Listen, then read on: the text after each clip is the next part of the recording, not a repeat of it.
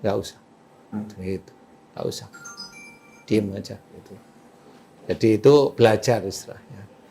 Jadi belajar menerima sesuatu yang nggak nyaman itu kita terima dengan lapang dada, walaupun hati, pikiran tuh kayaknya berkecamuk, ingin ngomong, ingin komen, nggak usah.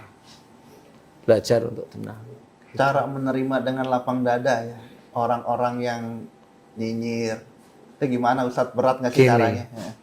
Ya dibilang berat ya saya anggap ya gini aja lah. Saya nggak bisa ngomong itu berat atau ringan. Gini aja Ustadz. Sesuatu yang ada di sekitar kita itu kan ujian. Kita ingat satu ayat mamanya wa ja'alna ba'dakum li ba'din fitnatan atashbirun. Dan aku ciptakan kamu ujian bagi yang lainnya. Apakah kamu sabar? Kalimat dalam Quran ini kemudian kita praktekkan di kehidupan sehari-hari. Bahwa semua yang ada di sekitar kita itu Allah menciptakan kita, orang, Allah menciptakan pekerjaan, Allah menciptakan anak, menciptakan istri, menciptakan suami. Itu kan ujian kita. Ya. Dari ayat ini kan sudah berarti itu ujian. Allah hanya menginginkan, apakah kamu sabar? Berarti pertanyaan. Allah itu masih bertanya dengan ujian yang diberikan pada kita. Diberi anak yang agak nakal, dablek, kita lihat tipe anak ini. Kemudian kita kasih tahu. Dikasih istri yang agak selebor dikit, kita lihat mau nggak dia dikasih tahu. Itu kan ujian kita. Kita dikasih nikmat berupa harta, itu kan ujian juga untuk kita. Apakah kita sabar? Sabar itu yaitu menggunakan itu pada tempatnya. Kemudian kita dikasih ada cerita, sesuatu cerita yang menjadikan kita bisa panas hati. Cerita itu sampai kalau kita dengar atau kita lihat, itu kan ujian kita sebenarnya. Allah menginginkan apa? Sabar. Ujian itu wujudnya cercaan, omongan tidak enak, atau fitnah bahkan. Kalau cercaan atau fitnah atau tantangan atau apapun bentuknya itu kalau kita tenang, ini muncul, berarti munculnya ini diizinkan Allah. Diizinkan Allah. Semua la haula wala quwata illa billah. Kita tahu tidak ada daya dan kekuatan apapun terjadi kecuali atas izin Allah. Yang terjadi seseorang berkata tidak enak. Yang terjadi seseorang memfitnah dengan dia merasa kelompoknya benar, dia merasa kelompoknya itu paling hebat, paling nyunah umpamanya. Itu terjadi atas izin Allah, izin, belum tentu ridho. Nah akhirnya sampailah ke telinga kita semuanya. Itu berarti kan Allah menguji kesabaran kita, Allah menguji iman kita. Kalau kita ingat isi Quran, nah ya tadi Allah menginginkan sabar. Ngapain saya ngeladenin? Apa yang saya kerjakan, insya Allah ada di dalam koridor Allah, nggak akan keluar. Apa yang saya ladenin? Apakah yang diladenin ini saudara kita? Ngapain saya ikut mencerca mereka? Enggak. Sama seperti Rasulullah Muhammad. Emang mencerca? Kagak. Memaki orang yang memaki Rasul? Memaki emang beliau? Tidak. Enggak. Dibaikin, betul ya? Betul. Karena memang niatnya mereka syiar. Lintalahumnya benar-benar jalan ya. Lintalahum benar-benar dipraktekkan. Siap. Jadi bukan lintalahum kepada atasan. Oke. Bukan, kalau ini mah ingin jabatannya naik. Lintalahum bukan lillahi ta'ala. Lintalahum karena jabatan. Itu kan beda sudah. Betul. Nah ini yang harus kita yang harus kita terangkan, bahwa buktikan kalau kita betul-betul mengaplikasi apa yang ada dalam Quran, apa yang ada dalam sunnah, itu kan Rasul juga menjalankan. Apa yang dalam hadis jelas. Nah disinilah kita berpikir bahwasanya semua yang terjadi ini ujian. Yang enak itu ujian. Yang tidak enak itu juga ujian. Kelaparan, kekurangan harta, kehilangan jiwa, itu ujian. Bagian yang mengguncang hati kita. Siap. Buah-buahan, itu ujian dari sesuatu yang kita kerjakan. Kalau buah-buahan itu ujian dari sesuatu yang kita ikhtiarkan. Berarti nikmat yang diberikan, hasil yang diberikan dari pekerjaan kita yang kita kerjakan, itu sebenarnya ujian kita. Kan begitu. Ujian itu harus disikapi dengan baik. Tidak dengan awur-awuran. Tidak dengan ngawur istilahnya foya-foya dan enggak bisa seperti itu. Pergunakan pada jalan Allah. Kasih sebagian rezeki untuk orang-orang. Baik itu wujudnya zakat mal, zakat fitrah kan jelas ya. Zakat mal, kasih. Kalau umpamanya kita 1 bulan itu umpamanya dapat 1 M, kasih. Kalau kita dapat 4 M, kasih zakat malnya 4 M berapa? 100 juta, kasih. 100 juta untuk yatim piatu. Di luar itu ada apa? Di luar itu ada sedekah. Kasih sedekah semampunya. Itulah yang nanti akan ditata oleh Allah Ta'ala. Kalau memang kita itu benar-benar memberikan itu karena Allah Ta'ala. Tidak hanya cuma ujian. Ujian itu kan memang seperti turunnya ayat-ayat Quran kepada Rasulullah itu kan disesuaikan dengan keadaan, disesuaikan dengan kejadian.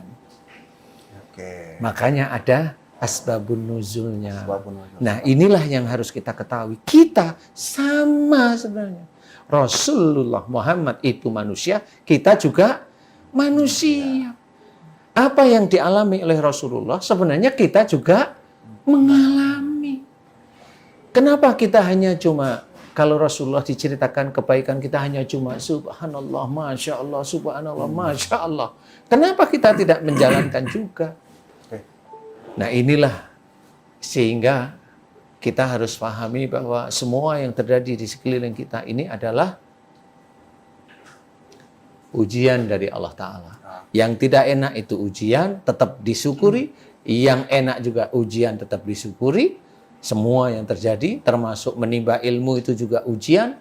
Termasuk mamanya vlog itu juga ujian. Bagaimana kita itu menerangkan, jangan sampai salah di hadapan jamaah yang lain. Kalau ini salah, bisa menjadi dosa jariah.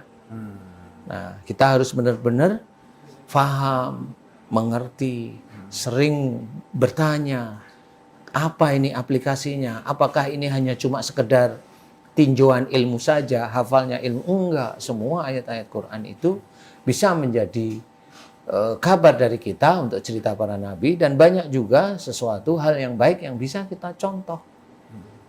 Bisa kita contoh sebenarnya. Kalau kita baca Quran, ada cerita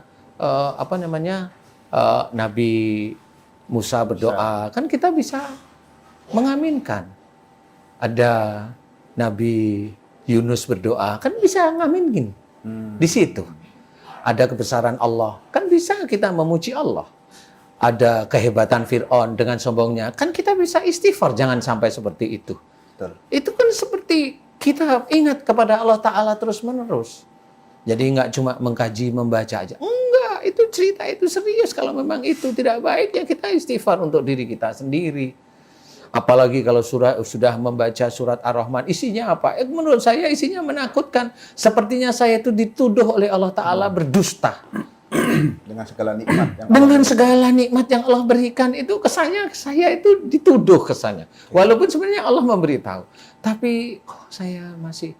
Bukan berarti surat Ar-Rahman itu nanti melancarkan ini, melancarkan. Lu gimana? Di sini itu kelihatan dustanya. niatnya udah salah ya. Niatnya sudah salah. Jadi membaca itu adanya cuma nangis, nangis, nangis, dan nangis. Bagaimana kita itu belajar untuk jangan sebagai pendusta.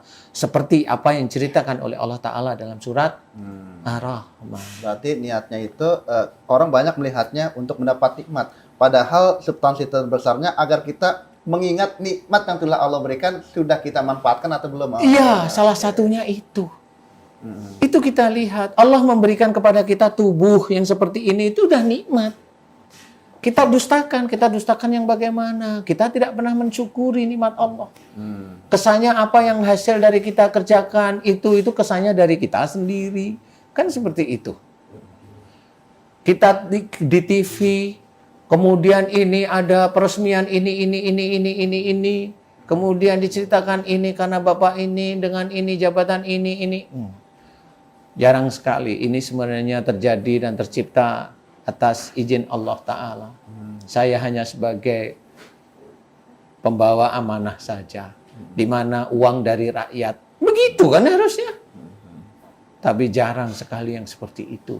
Walaupun beliau itu tiap Jumat, sholat Jumat. Beliau setiap hari sholat 5 waktu. Kesannya mendustakan nikmat Allah yang diberikan. Salah satunya di tubuh kita. Dan itu sudah sangat banyak. Di sekitar kita seperti itu. Ayolah sebenarnya. Makanya kita juga harus hati-hati. Kalau ada orang ngomong begini, ujian. Kalau memang itu benar, bilanglah benar. Tidak usah mencari-cari kesalahan orang lain. Kan seperti itu.